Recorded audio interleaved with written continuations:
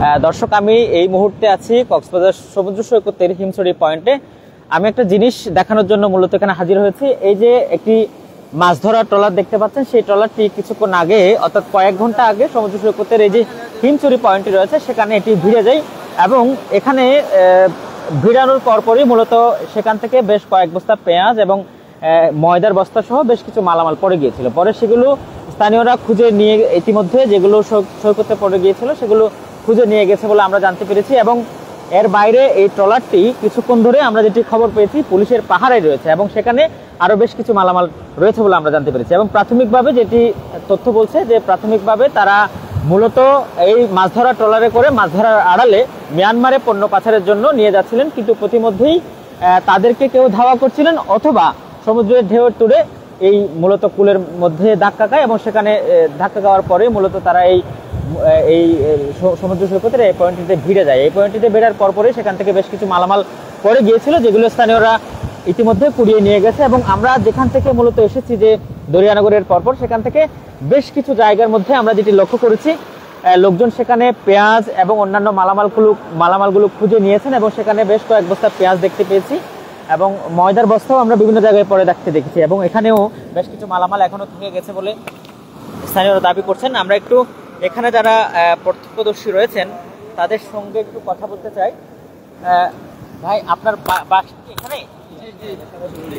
আচ্ছা, কি দেখেছেন একটু বলেন তো। 8টার সময় বুড়েরা ট্রলার এটা আইছিল, এখানে যা অল্প কিছু মাল ছিল, যা এই বুড়োর সময় উঠছিল এখানে বাতাস বেশি পড়ছে আর মায়ের যাইতে পারে নাই।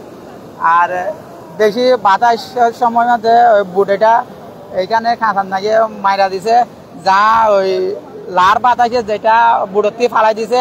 লোকজন স্থানীয়রা যারা পাইছে তারা নিয়ে গেছে। আর বুটগুলো এখন ওই হিমছড়ি ফাঁড়ির পুলিশে পাহারা দিচ্ছে।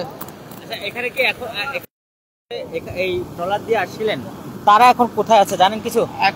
এখন আমি বলতে পারবো না, মনে হয় ওরা জীবনের রক্ষা মনে হয় ফালাই গেছে এখন।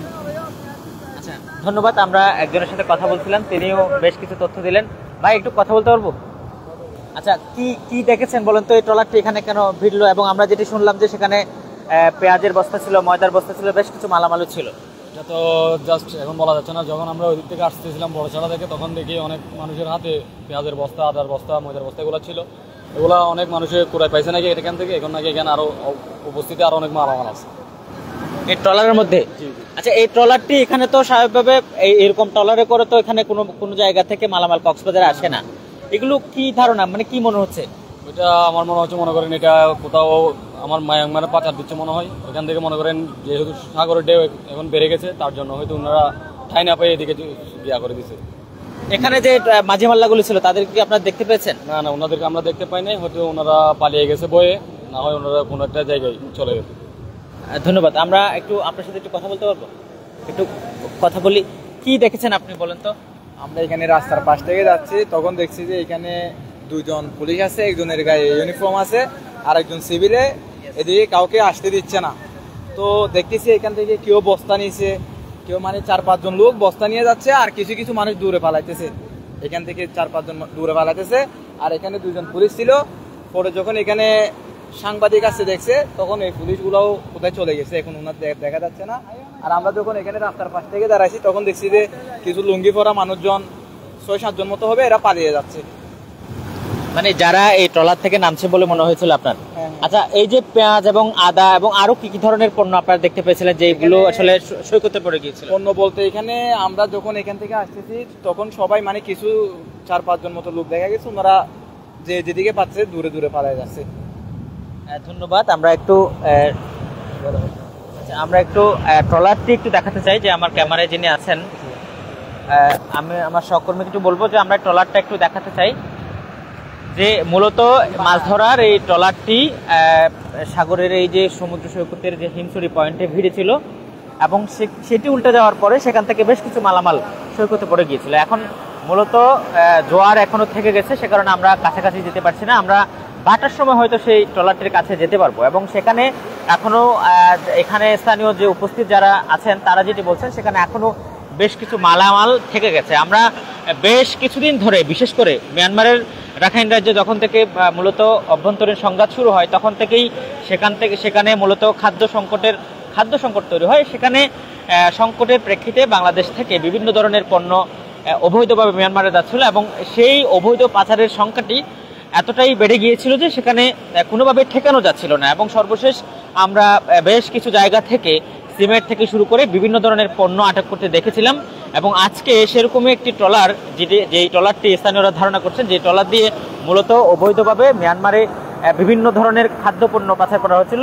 ইতিমধ্যে এই খাদ্যপণ্য যেখান থেকে মূলত যে ট্রলার থেকে পড়ে যাওয়া খাদ্যপণ্যের মধ্যে লোকজন ইতিমধ্যে পেঁয়াজের বস্তা পেয়েছে, আদা, ময়দা এবং আরও অন্যান্য বিভিন্ন ধরনের জিনিসপত্র তারা পেয়েছে। এবং আমরা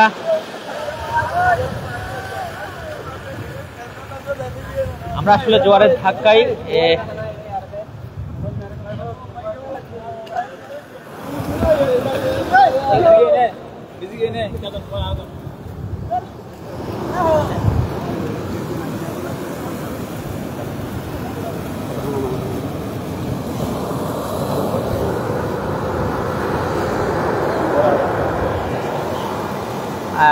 আমরা আসলে যে বিষয়টি বলছিলাম, মিয়ানমারে দীর্ঘদিন ধরে অবৈধভাবে সাগর পথে এবং স্থলপথে সমানতালে আসলে অবৈধভাবে পণ্য পাচার হচ্ছিল। এই পণ্য পাচারেরই একটি অংশ হচ্ছে আজকে যে ট্রলারটি মূলত হিমছড়ি পয়েন্টে ভিড়েছে সেটি।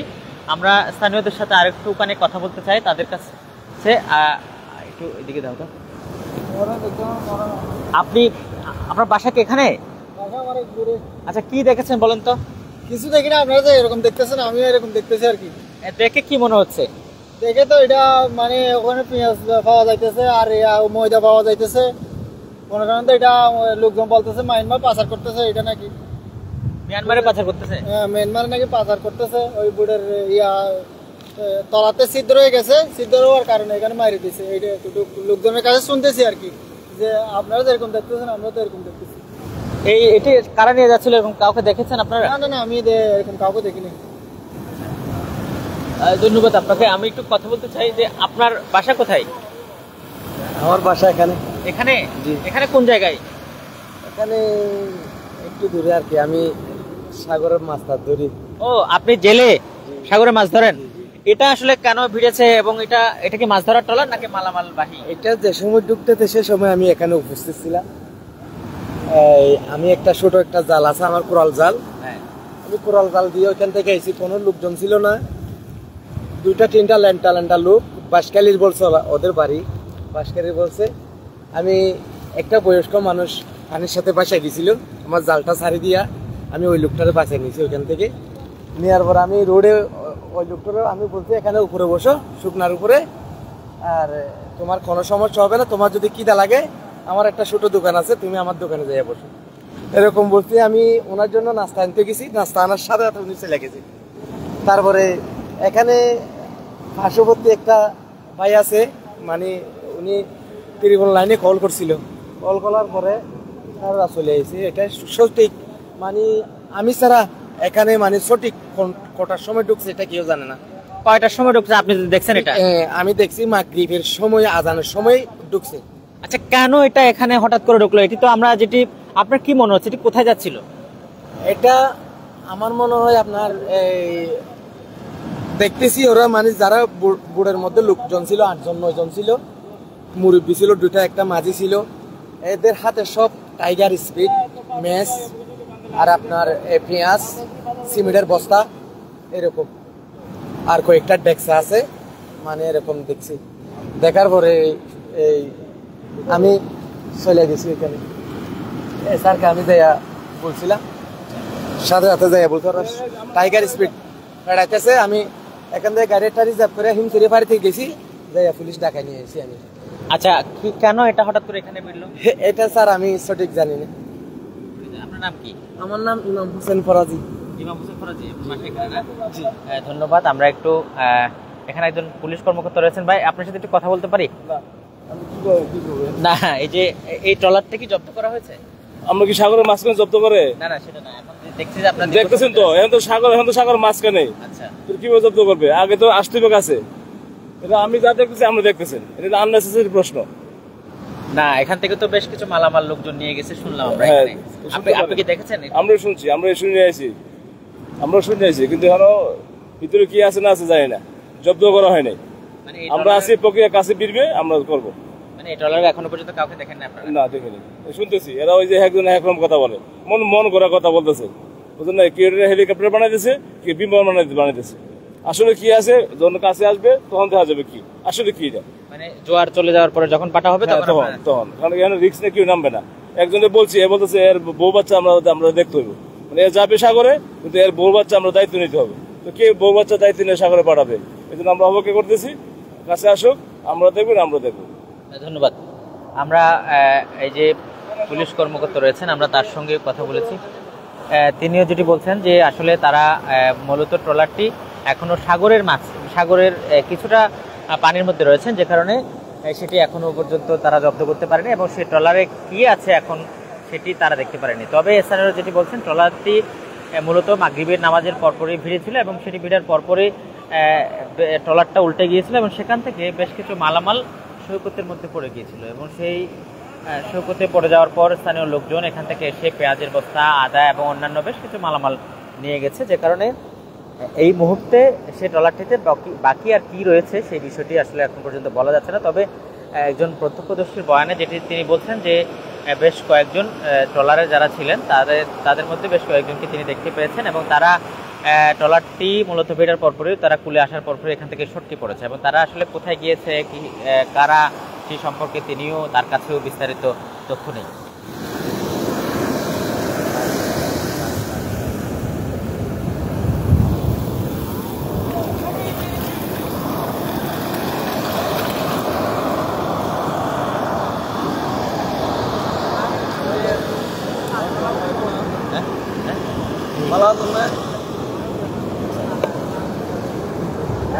দর্শক, আমরা এই একটি ট্রলার সমুদ্র সৈকতে হিমছড়ি পয়েন্টে ভিড়েছিল এবং সেখান থেকে বেশ কিছু মালামাল পড়ে গিয়েছিল, যেগুলো স্থানীয় লোকজন খুঁজে নিয়ে গেছে।